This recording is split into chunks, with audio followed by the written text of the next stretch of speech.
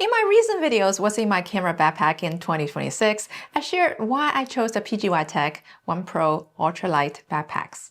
In this video, I'll go one level deeper and show you how I built the internal compartment step by step, how I pack my gear in different shooting scenarios, and a few practical pros and cons you only notice in real use. If you carry multiple camera bodies, lenses, and accessories, and you care about comfort, function, and lightweight design just as much as gear protection, this video is for you.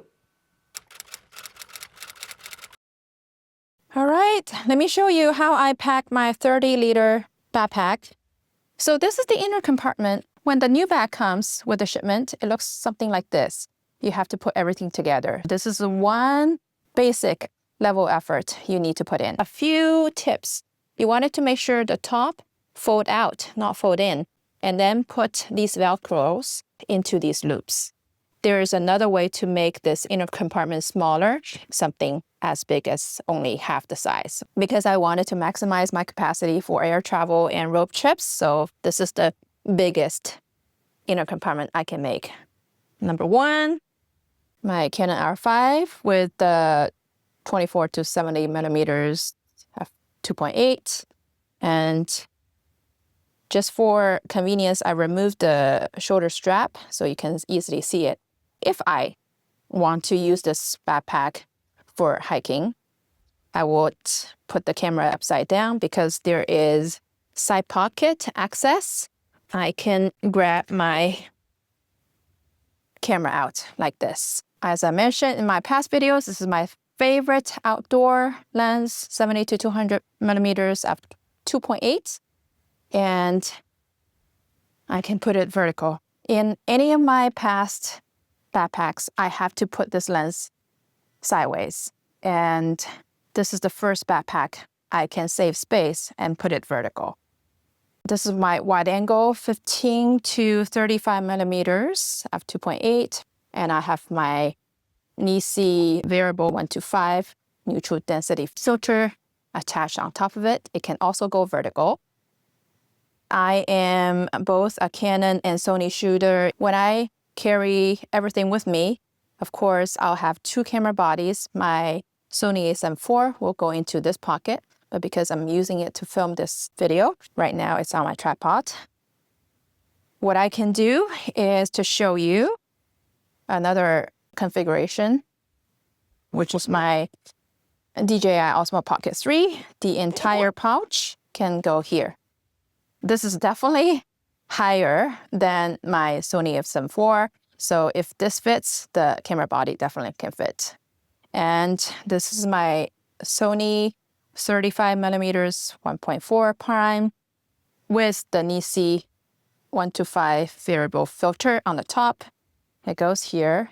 And here, there's another small pocket. You can tuck in some other lenses. If you don't use zoom lenses as big as these and have much smaller lenses, you definitely have the space for it. And this is one camera, 1, 2, 3, 4, 5 lenses. And if I have another body here, that's 2 camera, 5 lenses. This is where you can put the tech pouch here. And this is my long-term favorite PGYTECH tech pouch. I mentioned that in one of my past videos as well. And I just realized I never showed you how it looks like when it's empty. Literally, the memory cards, SSDs, extra batteries for the cameras, and cables, everything goes here. And it will help you to keep everything organized. And this one goes here. You may wonder, is everything secure? The answer is definitely yes. These dividers are probably the most sturdy dividers I've ever used. It comes with 2 straps like this. I only need to use one. Here, there's another pocket for the laptops. My laptop is an Apple 14-inch MacBook Pro. You can definitely put in a 15-inch, possibly even 16-inch laptop here. Okay, you see I have plenty of room here. I can close it. Look, everything looks like sticking out. Once you close it and you wonder, how do I fit everything inside the pocket? Look, this is the technology from PGYTECH. The back is designed with a Mountaineer grade suspension system. Even everything sticks out, your back is still flat. You won't feel things sticking out or poking to your back for sure, and it's very comfortable. Just wanted to test it for you guys. I went on a 5-mile hike in the Hawaii sun. This was surprisingly comfortable. Now, here, to support you, waist belt. If you have done camping or backpacking, these are very similar systems. I'm not a backpacker, but these are something I would definitely use when I have everything in the back. When you don't want to use the waist belt, you can tuck it in and you can just walk around like this. And also there's a Velcro in the back. If you want to completely remove the waist belt, there's an option as well. All right, here are some additional features. This is the top of the shoulder strap. You can actually adjust the height of your shoulder strap through one of these two loops, depending on your height and comfort level. Now, I do want to warn you that these loops are very tight. It's not so easy to move the shoulder strap up and down. Once you have it in place, you don't need to adjust it all the time. The shoulder strap is very well padded and it's pretty wide as well. Now, together with the waist belt, with the back suspension system, the entire backpack stays put on your back when you walk, and it's very comfortable. And here's a mesh pocket for your phone. I have my iPhone 17 Pro. It's a perfect size for it. And if you don't want to put your phone there, you can also put it on the top. Here's a pocket. It's large enough, not only just for the phone, but also for passports, for wallets. And here, let's move to the front, okay? The middle pocket is very spacious. What I put here is my Nisi 10-stop filter. And of course, if you do landscape photography, this is something you probably don't want to miss out. The headlamp, in case you hike in the darkness. I always keep extra Velcro with me in case I wanted to secure something to my tripod in the high wind. And if you don't do landscape photography, you can totally use this pocket for clothes, snacks, whatever that you have that you think is essential, okay? And now the external pocket. Oh.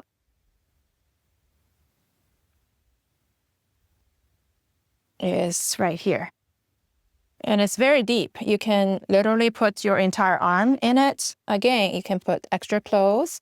I'm in Hawaii. I don't really need to put extra clothes or anything there. Here are two internal pockets where you can put power banks. For me, extra stuff, lens cleaning stuff, my eye drops, and brushes, whatever that you think is essential. And when it's done, the backpack looks like this in the front. Looks very nice. And then on the side, you can put water bottles, tripods. And typically, I have my son carry my tripod separately, so I don't use these loops. And then here you can open this. As I mentioned, when I have the backpack on my left shoulder, I usually am right here. This is how I take out my camera. And here's another inner pocket where I put extra batteries. I have more than 4 Canon batteries. For airport transfer, I'll definitely put all the batteries here. And you can also use these battery indicators showing these are the empty batteries, these are the new batteries. And extra fabric to clean the lens. that's it. Let me show you how to build this. Okay. Yes.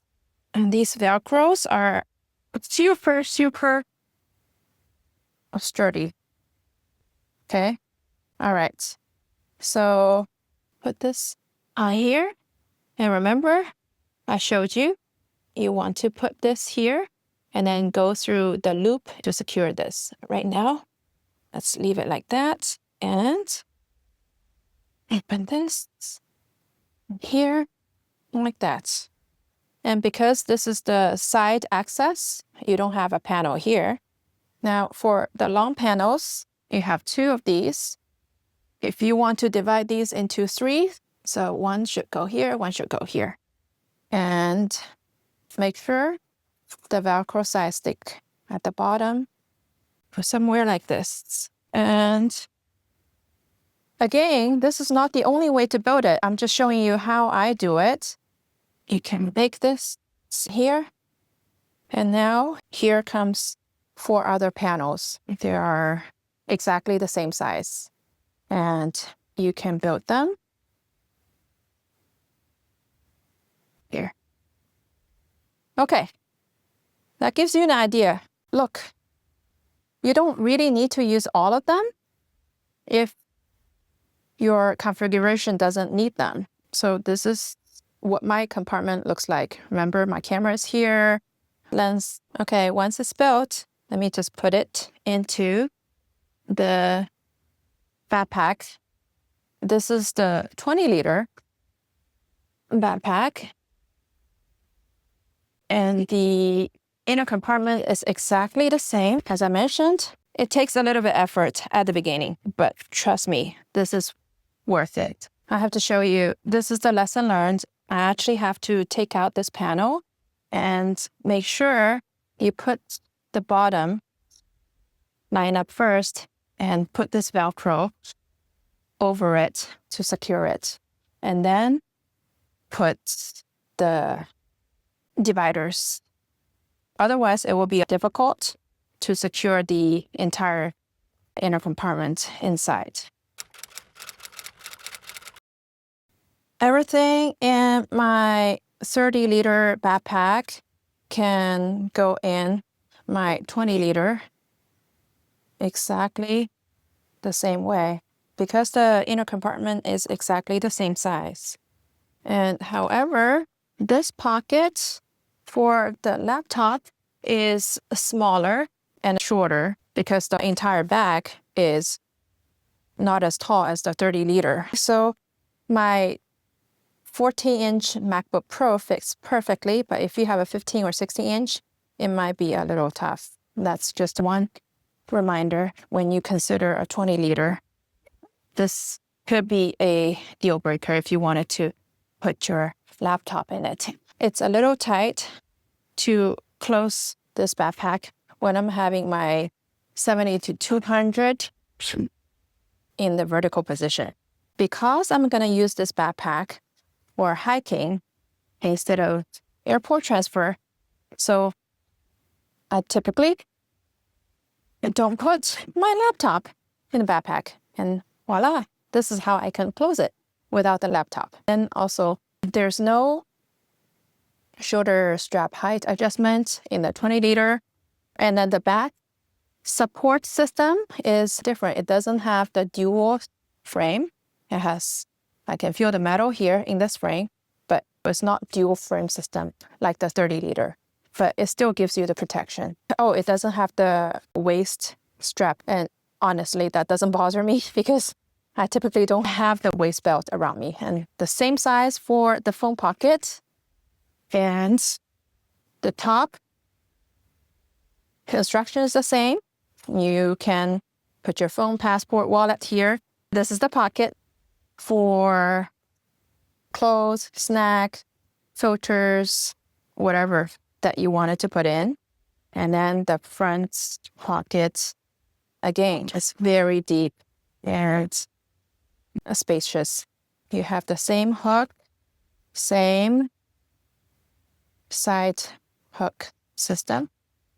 Everything, the construction is the same. The major difference between the 20-liter and the 30-liter is literally the height. When it's done, the 20-liter looks like this. Compared to the 30-liter, it looks a lot more compact. On the side, you have the same side access. Camera is here. And you have the same side pocket with the batteries. In reality, I go out on a day hike, typically one camera, 1 or 2 lenses. And my most versatile lens is 24 to 70. It's pretty much my default lens. And it stays on my camera most often. And if I know that I will photograph my family and kids in outdoor scenario, I typically will bring my 70 to 200 as an additional lens. And because these days I wanted to do more video, and I can put my DJI Osmo Pocket 3 here. And if I know that I'm gonna do landscape instead, I would put my 15 to 35 millimeters f2.8 wide angle together with the DJI Osmo Pocket 3 just to shoot some B-roll footage. Of course, when I'm doing landscape photography, I would have my headlamp either here or there, and my 10-stop filter will be tucked in here. So this will be a landscape setup. The tripod will be carried separately. If you're currently considering a new mirrorless camera or lens, or thinking about upgrading but unsure what actually matters, consider watching my 1-hour free video guide, Mirrorless Camera Ultimate Buying Guide. I hope it can save you days, if not weeks, of research time. It walks you through which features genuinely impact your photography, which ones don't, and how to make a clear, logical gear choices based on how you shoot. I'll leave the link in the description below. So that's how I build and pack my PGYTECH backpack system, both the 30-liter and the 20-liter, for different photography scenarios. I'll continue using these backpacks in the field, and if you have specific questions about comfort, access, packing setups, or how they work for your type of photography, let me know in the comments. And if you found this helpful, feel free to like and subscribe, and I'd love to hear how you typically pack your camera bag and what type of photography you're doing most often. Thanks so much for watching, and I'll see you in the next one.